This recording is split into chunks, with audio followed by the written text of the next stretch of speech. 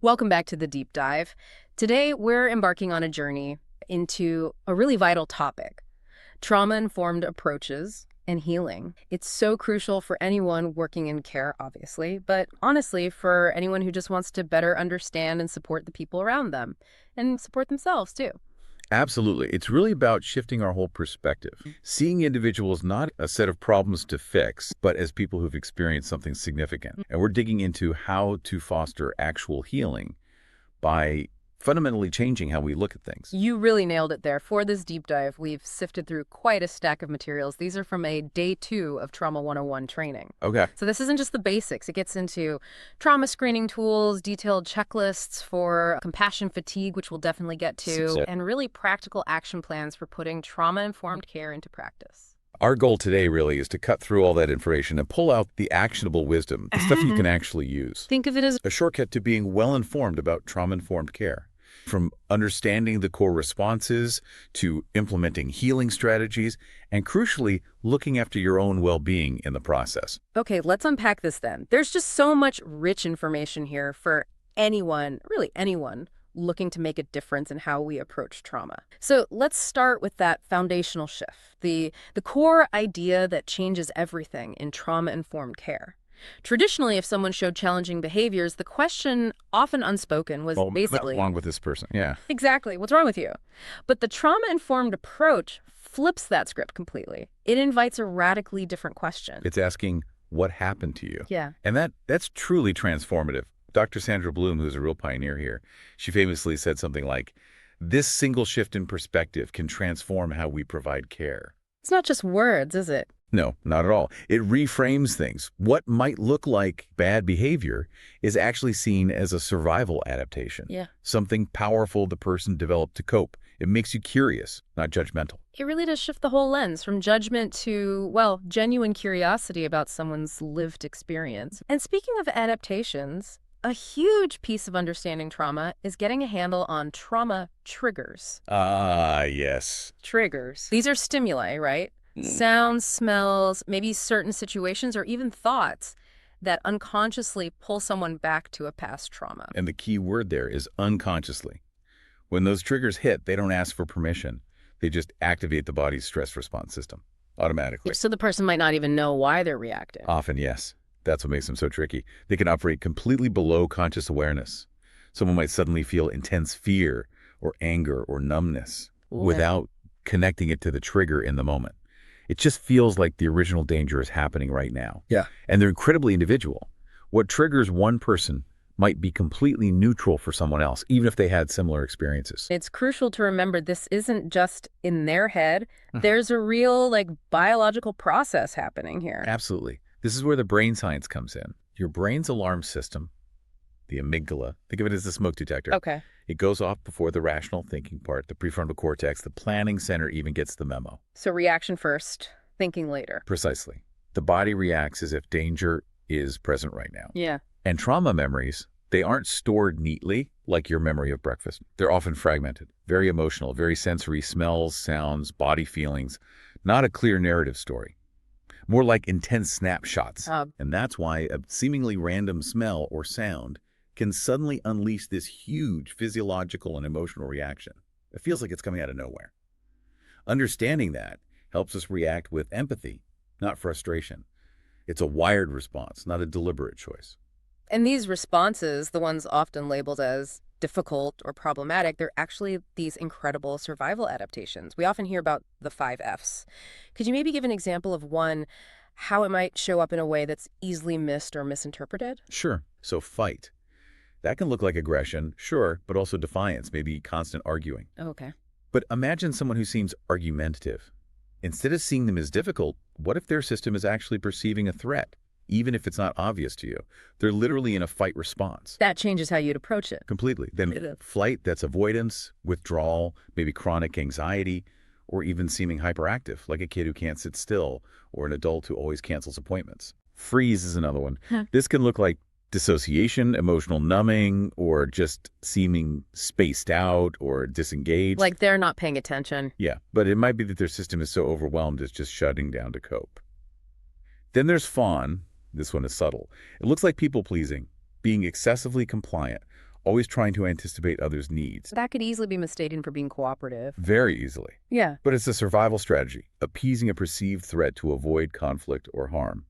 And finally, flop. That's like complete surrender, extreme passivity, maybe even physical collapse, like playing dead. Wow. All of these are adaptations, born from a desperate, often unconscious need for safety, not deliberate misbehavior. But even though trauma is so common, it often gets overlooked or misunderstood.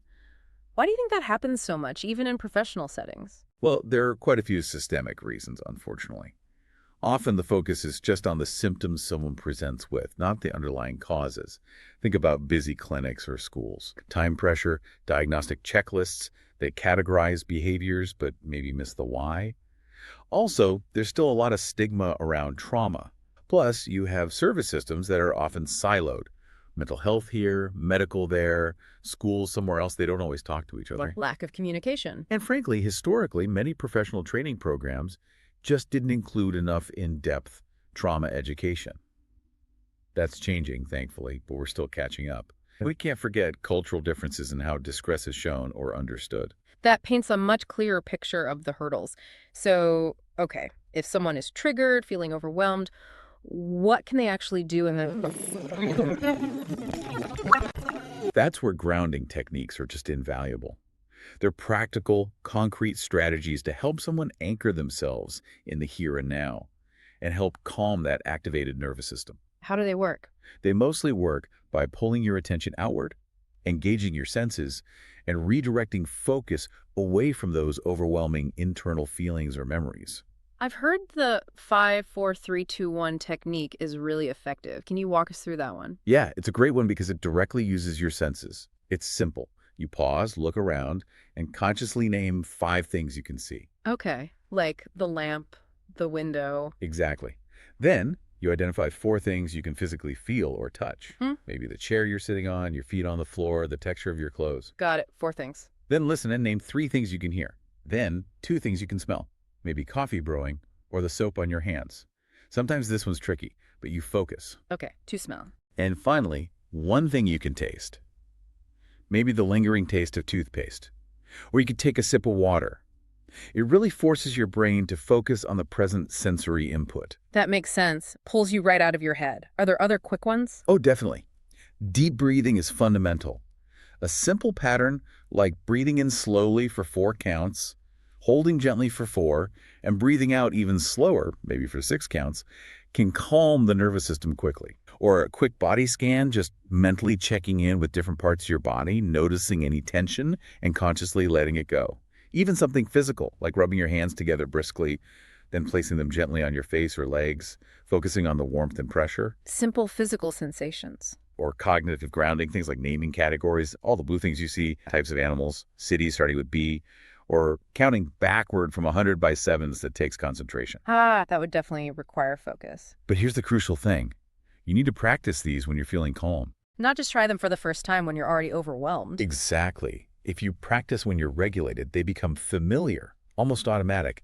It's like building muscle memory for your nervous system, so the tools are actually available when stress hits. That's a really important point. Practice builds that pathway. So understanding these individual responses and having grounding tools is vital.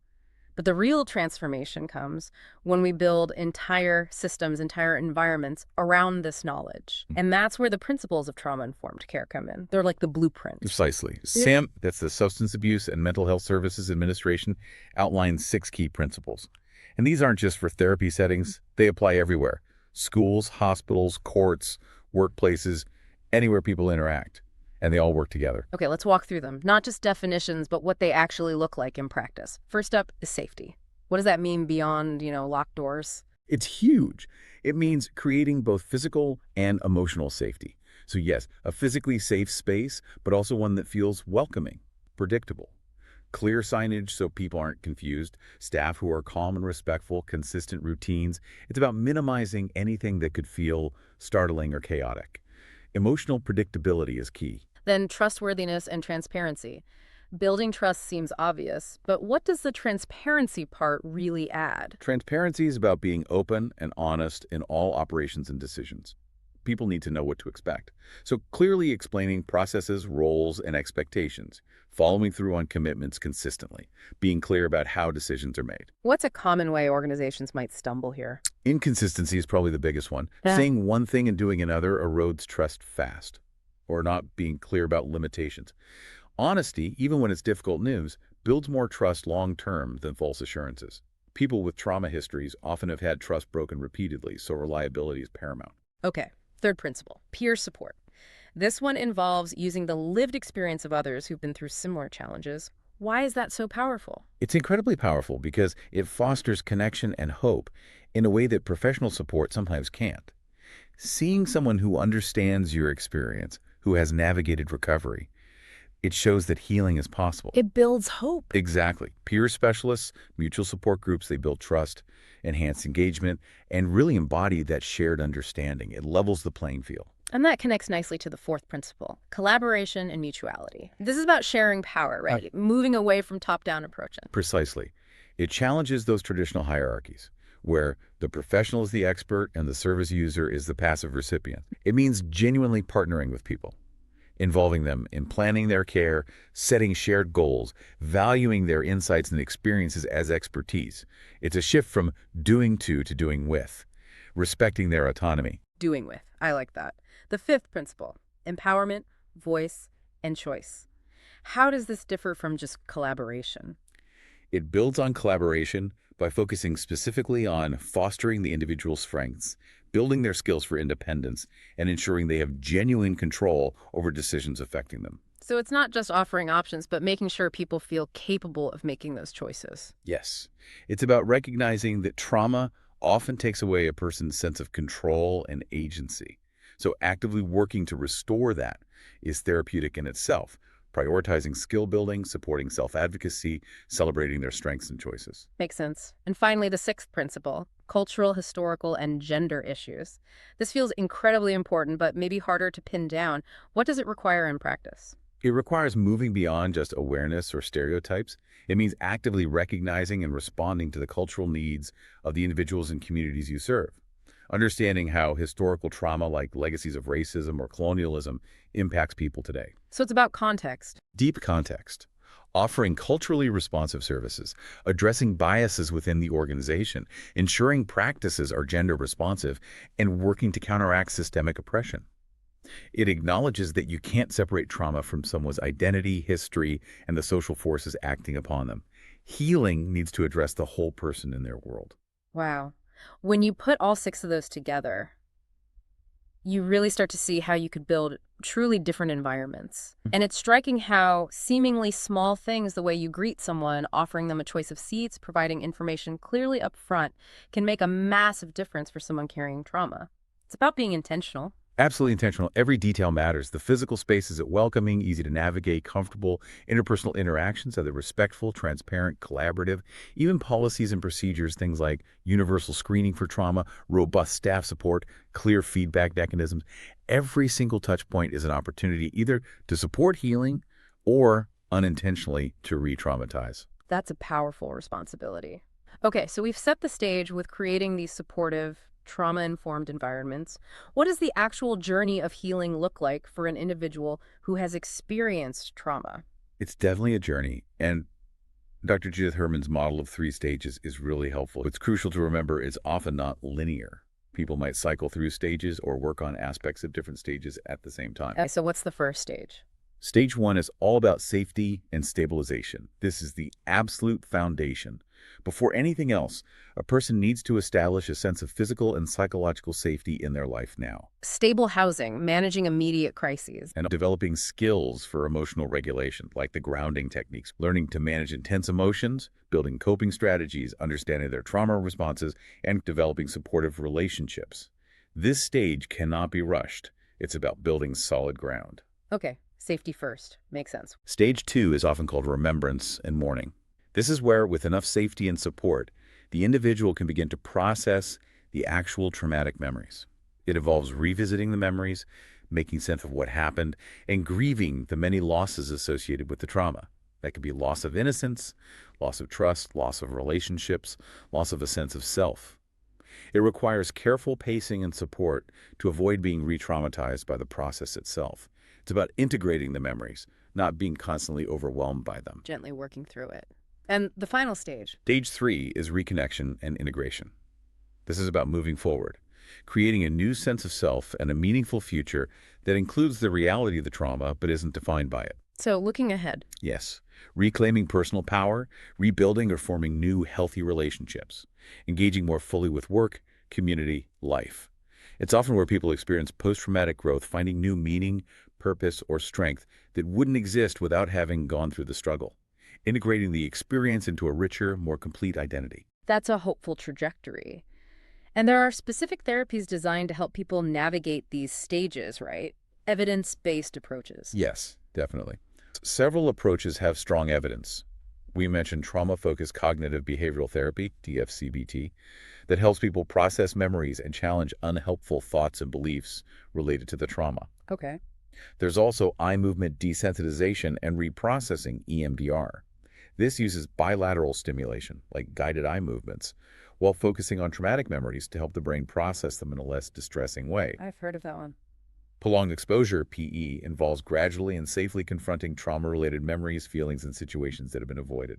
And cognitive processing therapy, CPT, focuses specifically on identifying and modifying negative beliefs about the trauma, oneself, and the world. And are there specific approaches for kids? Yes, adapted versions and specific models. TFCBT is adapted for children and often involves their caregivers. Child-parent psychotherapy, CPP, is really effective for very young children, birth to 5, and their caregivers, focusing on the relationship itself as a vehicle for healing. What about therapies that focus less on talking and more on the body? Great question. Body-oriented or somatic approaches are increasingly recognized as vital since trauma is stored in the body. Somatic experiencing and sensoromotor psychotherapy help people process trauma by carefully tuning into physical sensations, movements, and impulses, allowing the nervous system to complete self-protective responses that got stuck. Interesting. Expressive arts therapies, using art, music, drama, movement can also be powerful, allowing nonverbal processing. And even animal-assisted interventions, working with therapy animals, can help build trust, reduce anxiety, and provide comfort. Okay, lots of options. Now, this raises a really important point you touched on earlier. We focus so much on the person receiving care, the client, the student. But what about the helpers, the people doing this work? Yes, here's where it gets really interesting and crucial. Working with trauma day in and day out takes a toll. This idea of compassion fatigue. It's real, isn't it? It's absolutely real, and it's often overlooked or minimized. Compassion fatigue is that gradual erosion of empathy, hope, and compassion that can happen from prolonged exposure to suffering. It's different from burnout, right? Burnout is more general exhaustion from prolonged stress, often related to workload or environment. Compassion fatigue is specifically related to the exposure to trauma stories. Then you have secondary traumatic stress, STS, which is like experiencing your own trauma symptoms because you've been exposed to someone else's trauma. And vicarious trauma, VT, which is a deeper, more gradual shift in the helper's fundamental beliefs about themselves, others, and the world due to cumulative exposure to trauma. The critical thing is these are normal responses to abnormal situations. They are not signs of weakness. They can show up across the board. Emotionally, maybe increased irritability, anxiety, sadness, or feeling numb. Cognitively, cynicism, difficulty concentrating, preoccupation with trauma details, maybe questioning your effectiveness, behaviorally isolating yourself, changes in eating or sleeping, maybe increased substance use, relationally withdrawing from loved ones, increased conflict, physically chronic fatigue, headaches, lowered immunity, spiritually loss of meaning, questioning your purpose, and professionally decreased quality of work, boundary issues, dreading work. It impacts your whole life. That's a sobering list. It really highlights the need for proactive care for the caregivers. Absolutely. Recognizing these signs early is key. Building resilience isn't just about individual self-care bubble baths, though those can help. It requires both individual and organizational strategies. Okay, so what can individuals do? On an individual level, it's the foundations. Prioritizing physical health, sleep, nutrition, movement. Emotional self-care, mindfulness, hobbies, maybe personal therapy. Cognitive strategies, learning to reframe negative thoughts, setting realistic expectations. Relational support, nurturing connections with supportive people outside of work. And spiritual practices, it's about intentionally building practices that restore you. And what about organizations? What's their responsibility? Organizations have a huge role. Things like ensuring manageable workloads, providing regular reflective supervision where staff can safely process the emotional impact of the work, fostering peer support among colleagues, providing ongoing trauma training and training on vicarious trauma. Crucially, creating a workplace culture where it's okay to talk about the challenges, where seeking support is encouraged, not stigmatized. That culture piece feels essential. It is. As the Zen master Thich Nhat Hanh said, we cannot give what we do not have. We cannot bring peace to the world if we ourselves are not peaceful. You have to replenish your own well. That quote really hits home. It frames self-care not as selfish, but as essential for being able to continue doing the work effectively and ethically.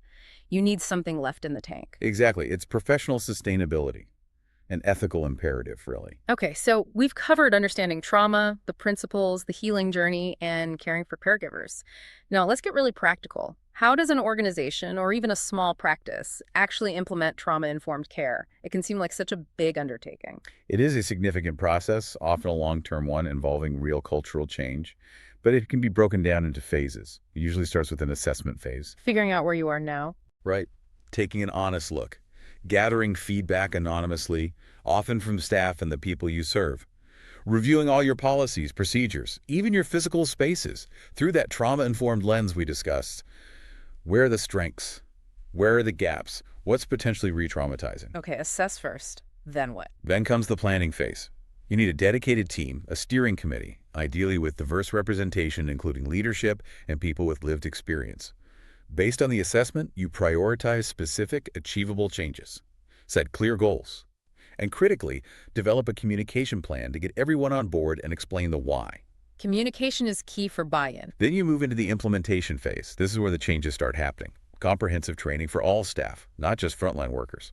Implementing some quick wins, visible changes that build momentum and show commitment. Revising those policies and procedures identified earlier. Modifying physical environments. Putting the plan into action. The rubber meets the road. Exactly. But it doesn't stop there. The final phase is ongoing. Evaluation and refinement. You have to measure whether the changes are making a difference. Are outcomes improving? Are staff feeling more supported? Are service users reporting better experiences? Tracking progress. Gathering ongoing feedback, celebrating successes along the way, and being willing to adjust your strategies based on what you're learning. It's not a one-time training or checklist you complete. It's a continuous process of learning, adapting, and embedding these principles into the very fabric of the organization. A journey, not a destination. Precisely. Which raises that important question. With all this knowledge, all these insights, how do we make sure it actually translates into lasting change? That it doesn't just stay theoretical? Yeah, how do we bridge that gap? Well, a big part of it is knowing where to turn for ongoing support and practical resources, having those tools readily available. And we compiled the list from the materials, which is really helpful. For anyone needing immediate crisis support, please remember the National Suicide Prevention Lifeline is 1-800-273-8255. There's also SAMHSA's national helpline at 1-800-662-HELP. And don't forget the National Domestic Violence Hotline and the National Sexual Assault Hotline. These are vital lifelines available 200-4-7. Definitely keep those handy. For ongoing information and deeper resources, the National Child Traumatic Stress Network NCTSN website is fantastic. Also, the National Center for PTSD. Good ones. ACTS Connection is great if you're interested in adverse childhood experiences and their broader impact. And the Trauma-Informed Care Implementation Resource Center has loads of practical tools for organizations. Excellent. And books can be powerful companions on this journey, too. For professionals, the materials really highlighted The Body Keeps the Score by Bessel van der Kolk, a classic on neurobiology. A must-read.